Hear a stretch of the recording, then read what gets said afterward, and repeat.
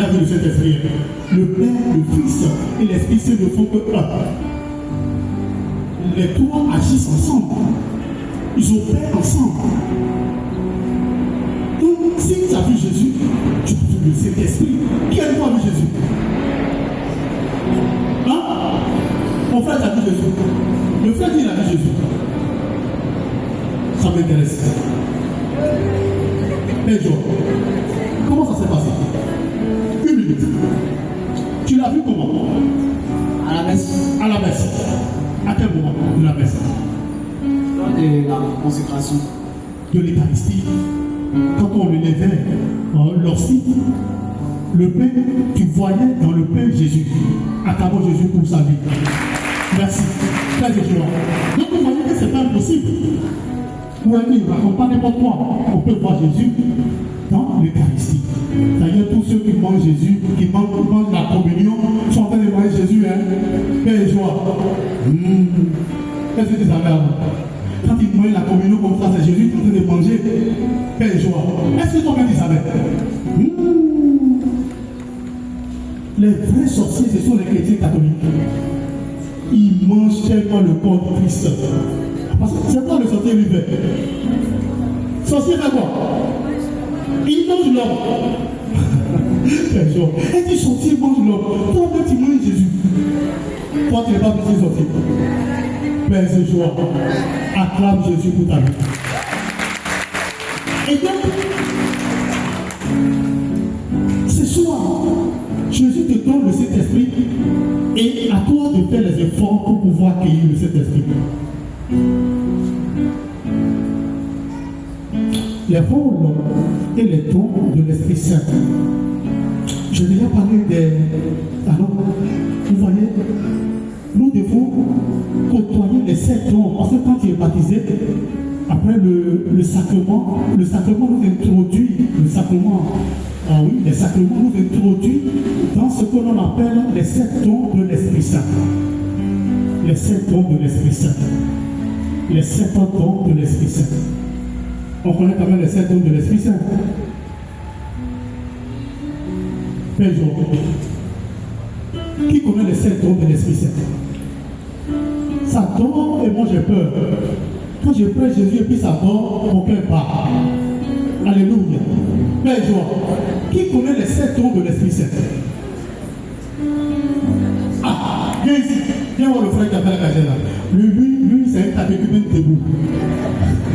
Ah oui, hein? Ah oui. J'adore ceux qui t'ont formé, oui. Si maintenant il y aura les 7 dons de l'Esprit Saint. La sagesse. La sagesse. L'intelligence. L'intelligence. Le conseil. La science. La science. La crainte de Dieu. La crainte de Dieu. La piété. La piété. La force. Acclame Jésus pour sa vie. Vous voyez, vous êtes riches, vous avez des catéchumènes aiguisés qui sont au milieu de nous, qui nous sauvent la vie de temps en temps. Amen. Paix et joie. Vous voyez donc, ces 7 dons-là devaient être les outils que Dieu nous donne pour marcher avec lui. Nous devons côtoyer ces 7 dons. Faire amitié au don de l'intelligence, au don de la force, au don de la science. Côtoyer ces dons-là, les cultiver, les approprier pour marcher avec Jésus. Parce que si tu n'as pas les dons, tu deviens un homme qui est vide. La richesse du renouveau, c'est ce que nous avons, ce que nous proposons. Le renouveau n'est pas vite. Nous venons au renouveau parce qu'il y a quelque chose dedans. Comment les dons? Paix et joie. Paix et joie.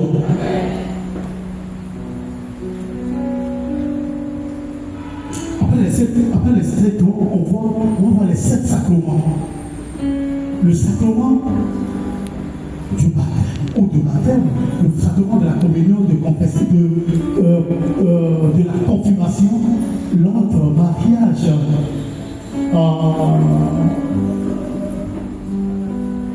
confession et onction vers le malade. Il faut vivre le sacrement, les sacrements. Quand je décide moi-même de ne plus vivre les sacrements, je commence à m'affaiblir. Je commence à affaiblir le Saint-Esprit qui est au-dedans de moi. Regardez, on est en majorité moment, il y a beaucoup de moments parmi nous ici ce soir. Tu as le fourneau, tu as mis ton charbon dedans, tu l'as allumé, de temps en temps, il faut souffler. Pourquoi on souffle? On a l'éventail avec deux souffles. Pourquoi on essaie de souffler? Ça ne peut pas faire. Pardon? Le frère va dire quoi avec mon micro là? Oui? Maman, ça ne peut pas que ça s'éteint. D'abord, tu dis, ça ne peut pas que le feu s'éteint. De temps en temps, le Saint-Esprit qui est dans ton corps, il faut souffler avec l'éventail. Ce sont les sept sacrements qu'il te faut pour souffler. Pour pouvoir prendre la communion, tu dois aller à l'église. Hey, Père Joël, je me rappelle comme si c'était hier. Le jour de mon baptême, après le baptême, dans un coup de jeûne, on partait tout le temps à l'église. Du 1er au 31. On aimait tellement l'église, on aimait faire les messes. Parce que, après le baptême, on a compris que je voyais généralement les adultes, quand on est baptisé à la veillée pascale.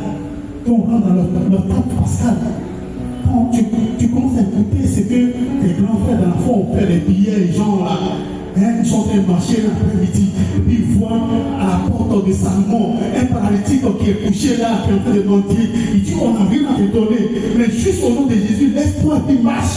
Et puis le roi s'est levé, il a commencé à marcher. Quand il a entendu ça, tu es devenu fou. Et je lui ai dit, mais il y a des gens qui peuvent le faire. Aujourd'hui, on dit en messe, il y a longtemps dans l'évangile, on dit quand prière passe, les nombres de prières même guérissaient les malades. Il dit, comment prière arrive après ça? C'est le Saint-Esprit. C'est le Saint-Esprit qui permet à la prière de le faire. Mais nous ne pouvons pas le faire tous. Père Joël, nous tous ne sommes pas capables de le faire. Mais chacun de nous a reçu la part qui lui est réservée pour la mission. Un talent, 2 et 3. C'est selon ton niveau, mais il ne faut pas endormir. Père de joie, il ne faut pas qu'on s'endort sur ce que Dieu nous a donné. La réponse au don de l'Esprit Saint. On va lire 1 Corinthiens chapitre 6 sur le verset 19 à 20. 1 Corinthiens chapitre sur le verset 19 à 20. On va lire ce texte-là et puis progresser avec. Merci.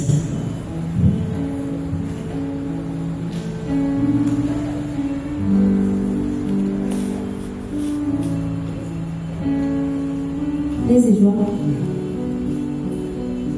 Ne savez-vous pas que votre corps est le temple du Saint-Esprit? Cet esprit qui est en vous et que Dieu vous a donné, vous ne vous appartenez pas. Dieu vous a acquis et a payé le prix pour cela. Mettez donc votre corps lui-même au service de la gloire de Dieu. Parole du Seigneur. Nous rendons grâce à vous. Réalisez tout à l'heure. Ne savez-vous pas que votre corps est le temple du Saint-Esprit? Cet esprit qui est en vous et que Dieu vous a donné, vous ne vous appartenez pas. Dieu vous a acquis. Il a payé le prix pour cela. Mettez donc votre corps lui-même au service de la gloire de Dieu. Parole du Seigneur. Nous rendons grâce à Dieu. On voit que Paul s'adresse aux Corinthiens, tout comme à toi et moi ce soir. Il dit notre corps ne nous appartient plus. Paul va dire votre corps est le temple du Saint-Esprit. Le Saint-Esprit vit dans ton corps. Mais ton corps a été acquis par le sacrifice suprême de Christ. Jésus a versé son sang pour pouvoir pour avoir avec lui. Oh, Jésus, c'est un Dieu qui est jaloux. Il ne veut pas nous partager avec quelqu'un. Nous devons nous prendre au sérieux. Si on n'arrive pas à vivre, à profiter de la présence de l'Esprit Saint, c'est nous-mêmes d'abord. On dit vouloir ses pouvoirs. Donc, je dois prendre mon corps au sérieux. Vous aussi. On ne peut pas être membre du renouveau et puis vivre une vie de débauche. C'est pas possible. Quand même. On ne peut pas être au renouveau et prendre le plaisir au mensonge. Non. On va vers le renouveau, on n'est pas dans le renouveau. On ne peut pas être dans le renouveau en trahissant ses frères. C'est pas possible. Ça, c'est pas le renouveau, ça. Le renouveau est animé par la vérité. Il est animé par la vérité. Et tous ceux qui viennent au renouveau sont habités par la vérité. Si mon frère Tosu, on est en train de parler de lui à quelque part, et puis j'entends, je m'arrête là, on dit c'est lui. On dit un bruit, c'est pas là que tu es en train de dire, mais c'est qui dit là, c'est vrai. Pourquoi? Parce que je le connais. Et joie. Très joie. Si tu es en train de parler à quelqu'un de moi de quoi? Parce que quelqu'un aujourd'hui, j'ai dit, je le connais. Je connais mon frère là. Le catégorie zélé, je le connais. Je le connais très bien. Je sais que l'homme là, il connaît, il maîtrise tout ce qui est les 7 sacrements. Père joie. Je le connais. Comme je le connais, c'est un debout. Père joie. Je le connais. Nous devons être capables de nous défendre dans la vérité. Pour pas que nous donnons l'occasion à l'ennemi de nous dominer, de par notre manière de faire. Il ne faut pas affaiblir ton corps là où le Saint-Esprit vit. Il ne faut pas salir ton corps. Vous me comprenez, j'espère. Je n'aime pas trop m'entendre ces choses, mais c'est délicat. Père joie. Je suis sûr que nous ne sommes pas concernés. N'est-ce pas? Père joie, Père joie, Père joie, Père joie, il reste 8 minutes. D'accord. D'accord.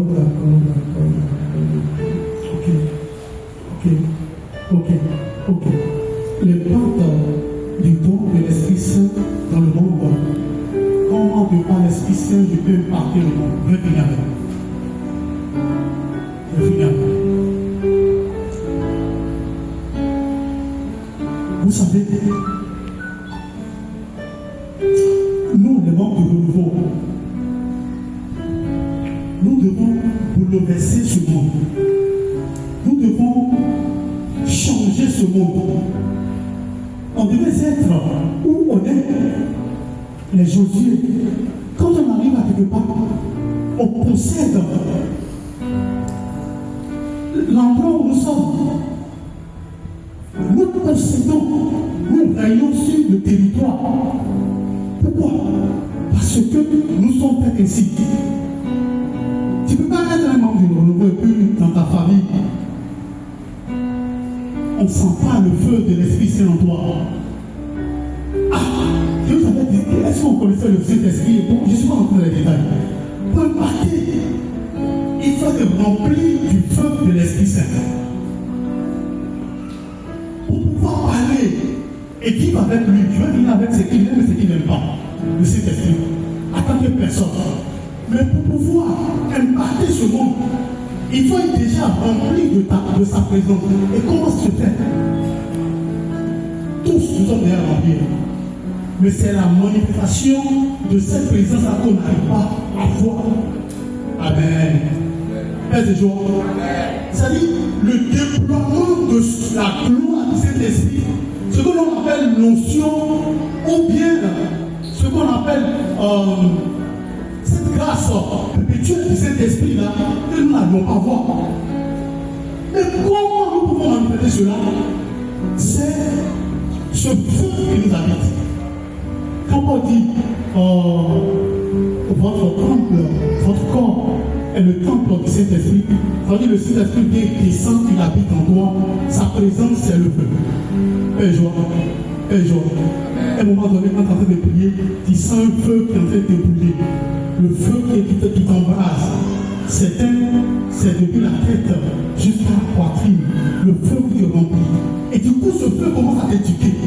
Le feu commence à te parler. Il dit, voilà ce que tu dois faire. Voilà ce que tu dois faire. Parce que Jésus a dit que l'Esprit Saint viendra, il va vous apprendre toutes choses. Vous êtes d'accord? Et donc, il commence à te parler, il commence à t'éduquer, il commence à te conseiller, il commence à te défendre dans le combat spirituel. Où on vient t'attaquer la nuit, le Saint-Esprit se déploie. Il se lève comme une barrière pour contrer tes ennemis. Ah oui. Je vais vous raconter une histoire, un témoignage d'un frère. Le frère s'est quand même préparé. 40 jours de jeûne après, et il s'est marié. Et pendant qu'il s'est marié, il y avait sa mère qui est venue avec son fils. Et le fils, à chaque fois qu'il fait 3h45, il faut que le petit sorte. Parce qu'il commence à pleurer. Il s'appelait Zaché, ce gamin. Il faut qu'il sorte pour aller dehors. Sa maman va laisser avec lui jusqu'à minuit 30 du matin, pour que le petit rentre pour venir dormir. Une fois, 2 fois, 3 fois, 4e fois, le frère dit c'est bon. Aujourd'hui, là, l'enfant sort pas. Cela a suscité ce que l'on appelle le combat spirituel. Ce qui a aidé le frère, c'est le Saint-Esprit qui est sorti pour le défendre contre l'ennemi. Le feu qui était en lui est sorti, a détruit la présence du diable qui était en train de perturber l'enfant. Vous voyez, donc le Saint-Esprit est vraiment un défenseur et il sort pour combattre pour nous. Frères et joie, le frère a été victorieux. Après le combat qui s'est déroulé la nuit, on a entendu grand-mère décédée, grand-père, les deux vieux du village du petit là, on commence à partir là. Frères et joie, pour dire que le Saint-Esprit nous permet de partir véritablement ce monde. Tu es dans ton entreprise, tu es au travail. Quand on voit, tu es à un petit poste, on te respecte parce que tu as le Saint-Esprit. Au lieu de dire petit, on dit monsieur. Parce que tu as le Saint-Esprit. Le Saint-Esprit te rend adulte. Jésus n'avait que 30 ans. 33 ans et demi. 3 ans et demi de ministère, on l'appelait maître et Seigneur. 30 ans. Pourquoi? Parce qu'il avait le Saint-Esprit. Il avait la capacité de pouvoir déployer la présence de l'Esprit Saint à tout point et à tout moment. Frères et joie. Et nos témoignages, avant que je vous dise ce que le Saint-Esprit aime, ce qu'il n'aime pas, il y a un frère. Il y a un frère qui cherchait Dieu, qui cherchait le Saint-Esprit. Il a entendu comme moi et toi ce soir, que je lui donne le Saint-Esprit. Il faut que j'aime le Saint-Esprit. J'ai soif de l'Esprit Saint. Et le frère a pris 7 jours de jeûne pendant 7 semaines. Ça ne fait pas aussi 40 jours. Et joie. Après les 40 jours, on peut s'en souvenir. C'est intéressant. Et le frère, le jour de la Pentecôte, il ne s'attendait pas. Et puis il va à la prière. On commence à prier. On prie pour lui. Pendant qu'on est en train de prier pour le frère, quelque chose descend en lui comme une décharge de feu. Et le frère est tombé. Depuis ce jour-là, un jour, le Saint-Esprit est entré dans son corps. Le frère lui-même sait qu'il y a quelqu'un qui est dans lui. Il n'est pas seul. Je vais raconter une chose que je vais vous dire rapidement. Le frère, c'est un Béninois. Il est allé chez lui au Bénin. Et comme là-bas, on aime bien chercher à savoir qui es-tu. Chrétien, là, il y en a au Bénin. Bon, toi là, tu dis que tu es chrétien. Et puis ça va, tu as avalé quoi? Tu me demandes, tu as avalé quoi? Qu'est-ce que tu as avalé? Eh, joie. Toute la nuit, toute la vie venait attaquer le frère.